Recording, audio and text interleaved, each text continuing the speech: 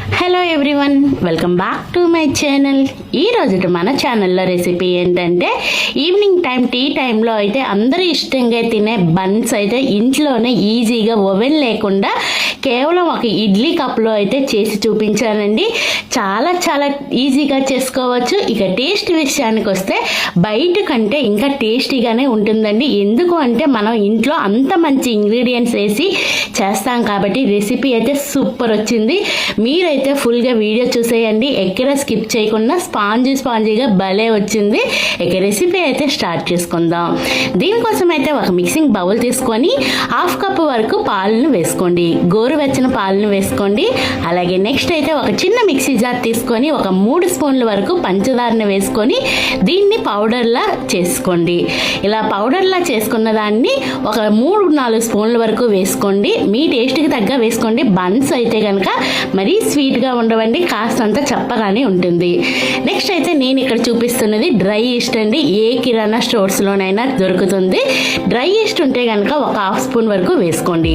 ఒకవేళ dry east లేకపోతే ఈ ప్లేస్లో ఏం వేసుకోవాలో కూడా చెప్తూ ఉంటాను. ఫుల్గా అయితే వీడియో చూసేయండి మధ్యలో. అలాగే నెక్స్ట్ అయితే కనుక ఈ ఈస్ట్ వేసుకున్నాక మొత్తం అంతా బాగా కలిపేసుకోండి. కలిపేసుకొని దీన్ని అయితే కనుక మూత పెట్టేయండి. మూత పెట్టేసి ఒక 10 నిమిషాల పాటు పక్కన పెట్టేస్తే మనకి ఈస్ట్ అనేది బాగా యాక్టివ్ అవుతుంది. ఇలా కాసేపటి 10 నిమిషాల తర్వాత చూస్తే ఈస్ట్ అనేది బాగా పొంగింది కదండి. ఇలా పొంగితే మనకి బాగా ఈస్ట్ అనేది వర్క్ అయినట్టు. ఇలా మరొకసారి కలుపుకొని 1 కప్పు వరకు మైదా పిండి వేసుకోండి. బన్స్ అయితే కనుక మైదా పిండితోనే చేస్తారండి. నేనైతే గోధుమ పిండితో కూడా చేసి ఆ వీడియో కూడా పోస్ట్ చేస్తూ ఉంటాను, అది కూడా చూడండి. టేస్ట్ అయితే డిఫరెంట్గా ఉంటుంది. యాసిడ్ బయట కొనేటట్టు ఉండాలి అంటే కంపల్సరీ మైదానే వాడాలి. ఇలా మైదా పిండి వేసుకున్నాక 1 కప్పుతో వేసుకున్నాక మొత్తం అంతా బాగా కలిపేసుకోండి. కలుపుకున్న తర్వాత కొంచెం పిండి వేసుకొని నేను వీడియోలో చూపించిన విధంగా డౌ అయితే రెడీ చేసుకోవాలి. మరీ గట్టిగా ఉండకూడదు, అలా అని మరీ జారుగా ఉండకూడదండి. కొంచెం పిండి వేసుకొని నేను వీడియోలో చూపించిన విధంగా కలుపుతూ ఉండండి. ఈ లోపైతే మీకు చిన్న రిక్వెస్ట్ అండి, మన ఛానల్ ఇంతవరకు ఎవరైనా సబ్స్క్రైబ్ చేయకపోతే ప్లీజ్ అండి సబ్స్క్రైబ్ చేయండి. వీడియోని ఇస్తే లైక్ చేయండి, మీ ఫ్రెండ్స్ అండ్ ఫ్యామిలీ మెంబర్స్కి షేర్ చేయండి. అలాగే ఈ పిండిని ఎంత బాగా కలుపుకుంటే అంత బాగా పొంగుతాయండి. నేను వీడియోలో చూపించిన విధంగా పొడి పిండి జల్లుకుంటూ ఇలా బాగా కలిపేసుకోండి. అలాగే నెక్స్ట్ మన ఛానల్లో మంచి స్నాక్ రెసిపీస్ ఉన్నాయండి.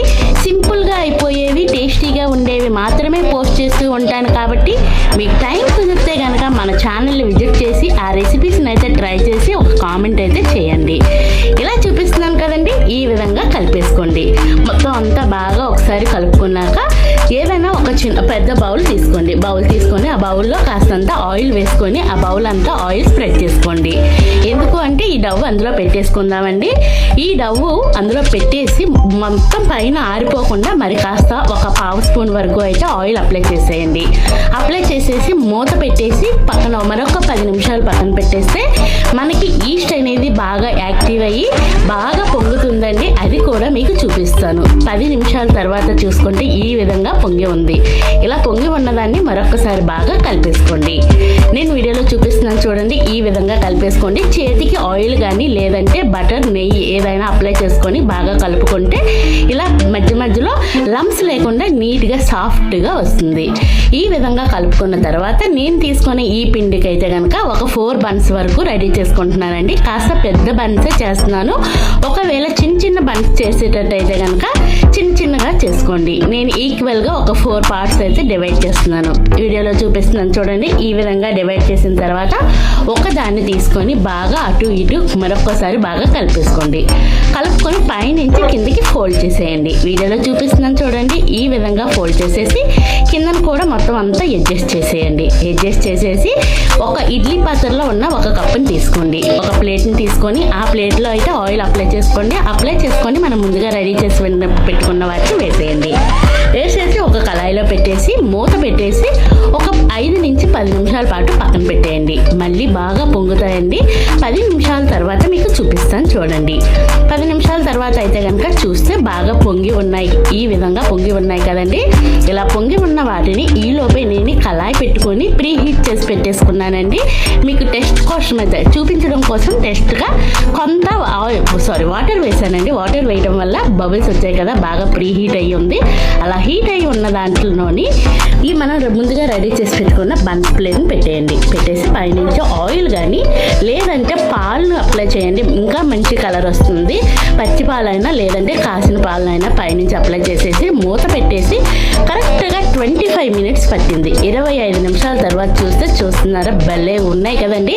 కలర్ కూడా చాలా పర్ఫెక్ట్గా వచ్చింది. బాగా కుక్ అయిపోయింది. ఇలా కుక్ అయిపోయిన తర్వాత బయటికి తీసేయండి. ఇంకా కళాయిలో ఉంచుకోవద్దు, మాడిపోతాయి. బయటికి తీసినాక మళ్ళీ కళాయిలో పెట్టేసి పైనుంచి బటర్ కానీ నెయ్యిని కానీ అప్లై చేసుకోండి.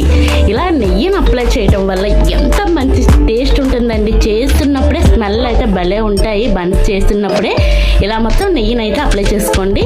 నెయ్యిని అప్లై చేసుకున్న తర్వాత మూత పెట్టేయండి. ఎందుకు నెయ్యిని అప్లై చేయాలి అంటే నెయ్యిని అప్లై చేసేసి మూత పెట్టేసి ఒక 5 మినిట్స్ పక్కన పెట్టేస్తే మంచి షైనింగ్ వస్తాయండి. బయట కొనేటట్టే షైనింగ్ అయితే వస్తాయి. ఇలా మొత్తం అప్లై చేసేసి మూత పెట్టేయండి. మూత పెట్టేసినాక మీకు 10 మినిట్స్ తర్వాత చూపిస్తాను. ఇలా 10 మినిట్స్ తర్వాత చూస్తే చూడండి ఎంత మంచి షైనీగా ఉన్నాయి కదండి. భలే రుచిగా ఉన్నాయి. సాఫ్ట్గా చాలా చాలా బాగున్నాయి. ఒకదానికొకటి చిన్నది అతుక్కొని ఉంటే కనుక తీసేయండి.